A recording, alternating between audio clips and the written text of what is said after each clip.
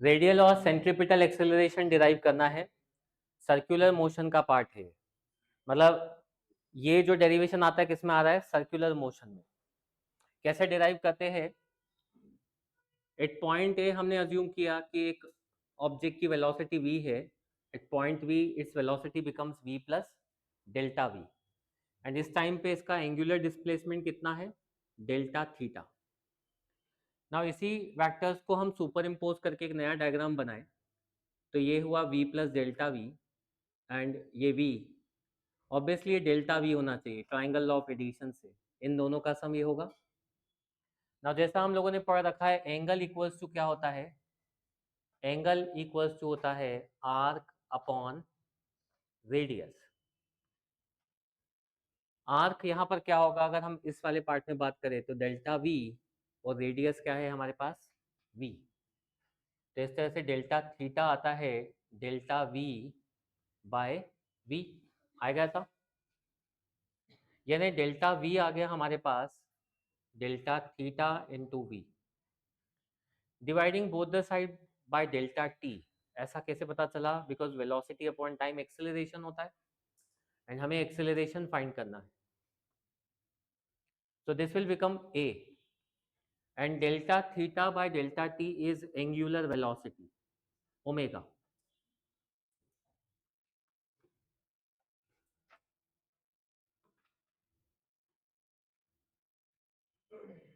इस तरह से हमारे पास क्या आएगा, ओमेगा इंटू वी आ जाएगा ऐसा। नाउ v इक्वल्स टू होता है ओमेगा आर, इस तरह से हमारे पास एक्सेलरेशन क्या आ जाएगा, सेंट्रीपिटल एक्सेलरेशन v हो गया ओमेगा आर, यानी एक्सेलरेशन आएगा ओमेगा स्क्वायर आर, और अगर हम ओमेगा को v बाय आर पुट कर दें, ओमेगा को क्या पुट किया हमने, v बाय आर, इस तरह से सेंट्रीपिटल एक्सेलरेशन हो जाएगा हमारे पास v square by R. But अगर सेंट्रीपिटल फोर्स चाहिए तो फोर्स होगा मास इनटू एक्सेलरेशन, यानी फोर्स होता है mv स्क्वायर बाय आर, और ये न्यूमेरिकल्स में काम आएगा, थोड़ा ध्यान देंगे सब लोग, या फिर m omega square R. Omega मतलब क्या होता है, एंगुलर वेलोसिटी, तो न्यूमेरिकल में काम आएगा इसलिए इसको नोट करके रखेंगे। ओमेगा मीन्स होता है 2 पाई इंटू फ्रिक्वेंसी और 2 पाई बाय टाइम पीरियड। कभी भी ओमेगा फाइंड करना है, एंगुलर वेलोसिटी फाइंड करनी है, तो वो कैसे आती है, 2 पाई एफ या 2 पाई बाय टी करके। एफ क्या है हमारे पास, फ्रीक्वेंसी, क्योंकि सर्कुलर मोशन की बात कर रहे हैं, टी क्या है इसका, टाइम पीरियड। तो केवल डेरिवेशंस पे नहीं, न्यूमेरिकल भी ध्यान रखने हैं हमें, और न्यूमेरिकल में जो जो चीज़ें काम आएगी मैं वो भी बताते जा रहा हूँ। तो फोर्स का फॉर्मूला ये रहेगा, ये हमने डिराइव किया एक्सेलरेशन का फॉर्मूला। तो एक्सेलरेशन के हमारे पास दो फॉर्मूले हो गए, एक ये वाला, एक ये, और फोर्स, फोर्स की बात करूं अगर मैं, तो सेंट्रीपिटल फोर्स हो गया हमारे पास ये पूरा। तो ये सब लर्न करेंगे। लॉज ऑफ मोशन के डेरिवेशन में फर्स्ट डेरिवेशन हमारे पास आता है, show that second law of motion is the real law of motion. Second law of motion मतलब क्या होता है, force equal to rate of change of momentum, इसी को हम क्या बोलते हैं, सेकेंड लॉ ऑफ मोशन। अब हमें बताना है कि सेकेंड लॉ ऑफ मोशन जो है उससे हम फर्स्ट लॉ भी प्रूव कर सकते हैं और थर्ड लॉ भी प्रूव कर सकते हैं। अब फर्स्ट लॉ क्या होता है, तो पहले हम लोग फर्स्ट लॉ प्रूव करें, जो क्या होता है हमारे पास, कि if no force is acting on an object there is no change in there is no change in velocity.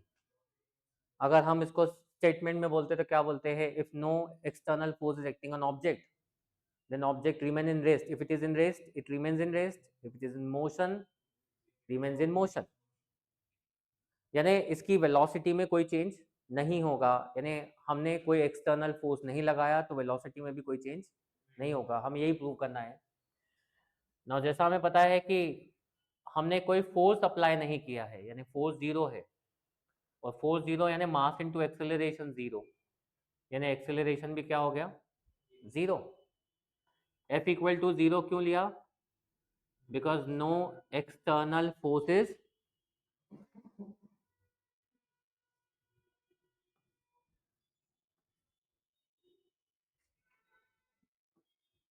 हमने कोई एक्सटर्नल फोर्स नहीं लगाया है, तो ए जीरो हो गया। Now first equation of motion से एक्सेलरेशन को जीरो पुट कर दें इसमें,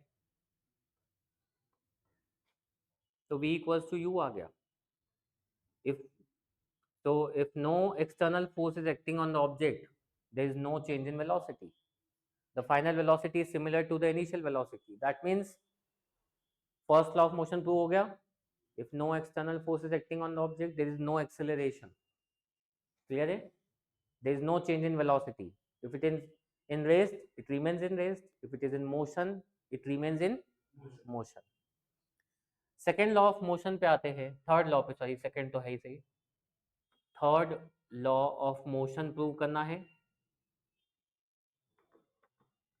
थर्ड लॉ ऑफ मोशन के according for every action there is an equal and opposite reaction. इसके लिए हम ये अज्यूम करते हैं कि सपोज दो ऑब्जेक्ट हैं, object one and object two, ये दोनों एक दूसरे से कोलाइड होते हैं एंड इन पे जो टोटल फोर्सेस लग रहे होंगे वो फोर्स होना चाहिए, फर्स्ट ने जो फोर्स लगाया that should be equal to dp1 by dt according to second law of motion, and second ने जो फोर्स लगाया that should be equal to dp2 by dt। Now अगर हम इन दोनों को ऐड कर दें तो ये आ जाएगा dp1 by dt plus dp2 by dt। d by dt हमने कॉमन डिफरेंशिएशन ले लिया इनका। Now according to law of conservation of momentum p1 plus p2 equal to क्या होता है, constant. According to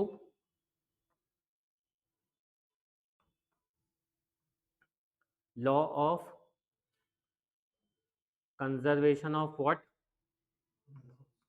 law of conservation of momentum. According to law of conservation of momentum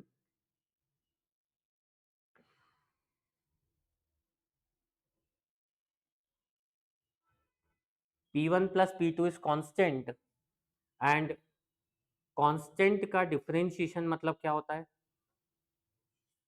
constant का differentiation यानी zero. Constant का differentiation zero हो गया यानी f1 plus f2 zero हो गया, यानी f1 इक्वल टू क्या आ गया, minus f2। Action reaction equal and opposite, action इसने किया रिएक्शन इसने किया, सो इससे प्रूव हो गया कि action and reaction are equal and opposite in direction. यानी इससे हमने कौन सा लॉ प्रूव किया, third law of motion. Using second law of motion हमने फर्स्ट लॉ भी प्रूव किया and third law of motion भी प्रूव किया। फ्रिक्शन के डेरिवेशंस में एक डेरिवेशन आता है, show that angle of friction is numerically equal to angle of repose.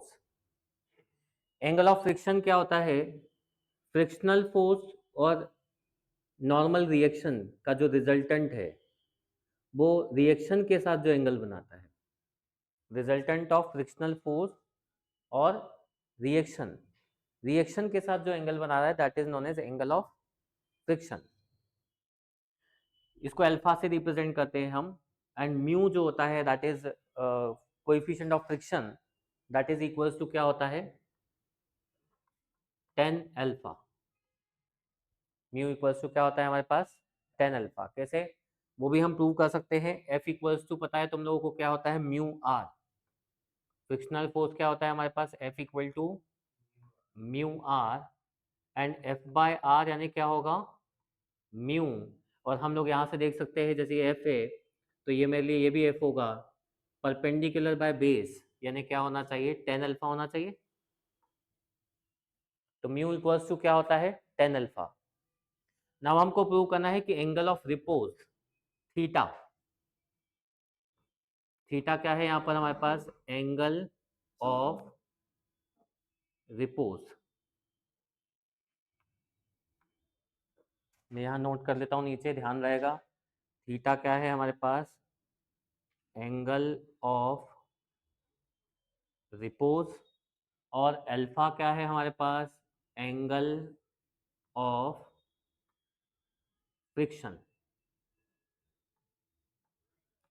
Angle of repose क्या होता है कि अगर एक ऑब्जेक्ट को हमने स्लांट सरफेस पे रखा है, इंक्लाइन प्लेन पे रखा है, तो वो हमें एंगल बताना है for which object just start sliding, object just start sliding. तो ये एंगल को हम क्या बोलते हैं, angle of repose.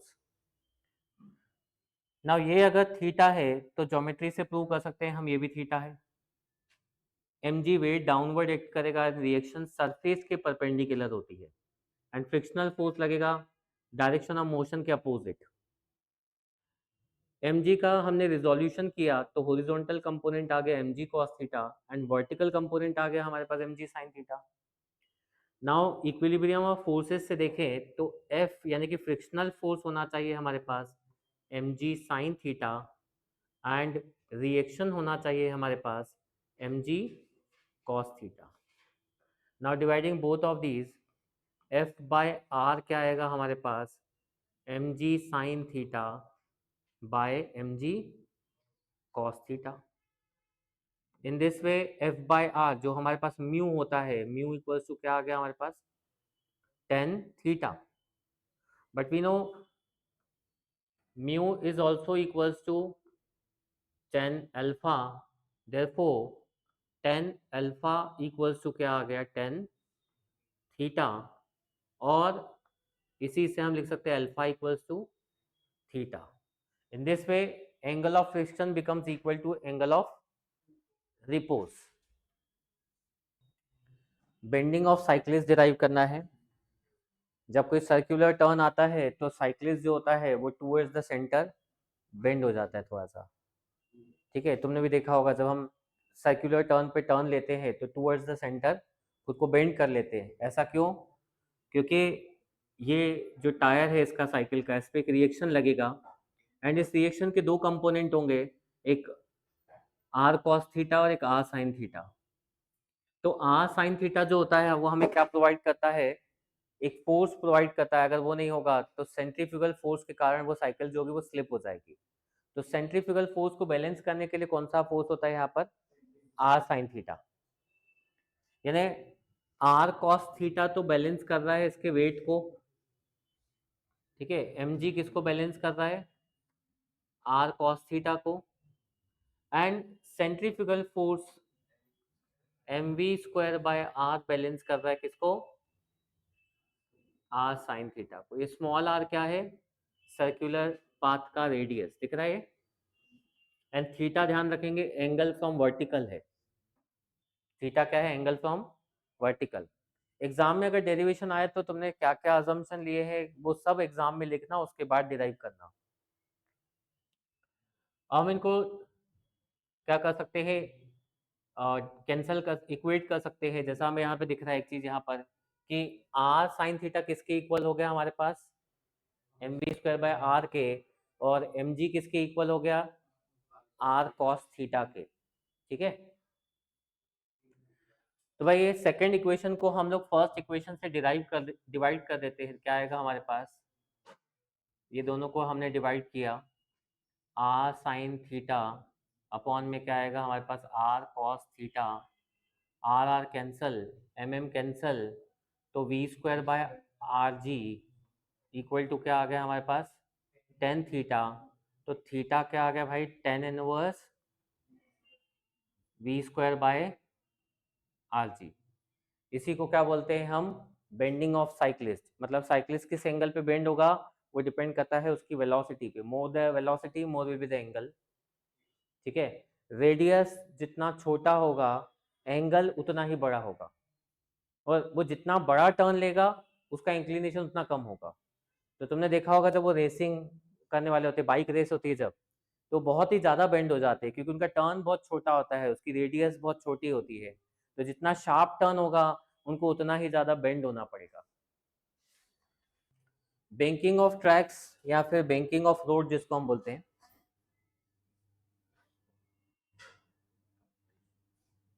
Bending of cycles जैसे पड़ा वैसे ही बैंकिंग ऑफ रोड की जाती है। जैसे जो फोर व्हीलर्स है यानी कि कार है या जो हेवी व्हीकल्स हैं वो ऐसे बेंड नहीं हो सकते लाइक साइकिलिस्ट, तो इसलिए रोड को बेंड किया जाता है and that is known as banking of road.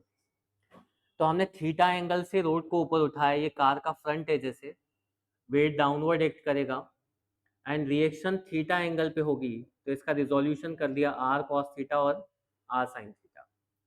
ऐसे ही फ्रिक्शन जो लगेगा ना वो अलोंग द टायर्स लगता है, यानी फ्रिक्शन जो होगा यहाँ से थीटा एंगल बनाएगा। ये दिख रहा है फ्रिक्शन का एंगल थीटा यहाँ से, तो फ्रिक्शन का रिजोल्यूशन क्या है, एफ कॉस थीटा और एफ साइन थीटा। यहाँ जा रहा है, एक एफ कॉस थीटा जाएगा और एक कहाँ जाएगा, नीचे की तरफ एफ साइन थीटा। ये फ्रिक्शन यहाँ से थीटा बना रहा है। रिएक्शन का हमने देखा आर कॉस थीटा और क्या गया आर साइन थीटा।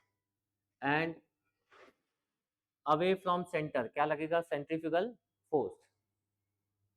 फ्रिक्शन का रिजोल्यूशन समझेंगे, फ्रिक्शन का रिजोल्यूशन क्लियर हुआ सबको, क्या होगा, ये एफ कॉस थीटा यहाँ और एफ साइन थीटा ये इसके अलोंग है ना, ध्यान देना ये वाला है, ये नहीं है, ये ध्यान देना। यानी एम जी और F sine theta same direction में है, आर कॉस थीटा अपोजिट है। तो सबसे पहले मैं आर कॉस थीटा को इक्वेट कर सकता हूँ किससे, M G plus F sine theta से। एफ मीन्स क्या होता है यहाँ पर, फ्रिक्शन, और फ्रिक्शन का फॉर्मूला क्या होता है हमारे पास, म्यू आर। फ्रिक्शन क्या होता है हमारे पास, म्यू आर। आर कॉमन ले लो, फर्स्ट इक्वेशन यहां से आ जाएगी हमारे पास,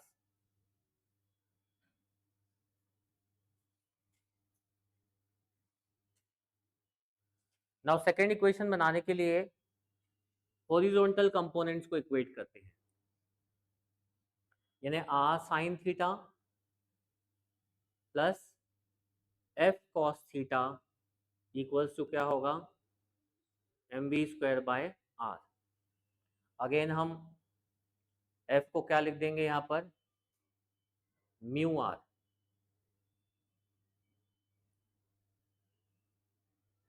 यहाँ से क्या कॉमन निकलेगा, आर कॉमन, क्या हो जाएगा, ये हमारे पास क्या बनेगा,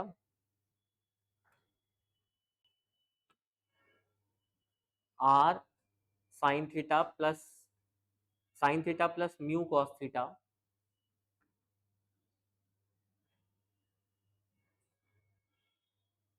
into R equals to M V square by क्या आ जाएगा आर। ये हो गई हमारी सेकेंड इक्वेशन। फर्स्ट इक्वेशन क्या थी, cos theta minus mu sine theta,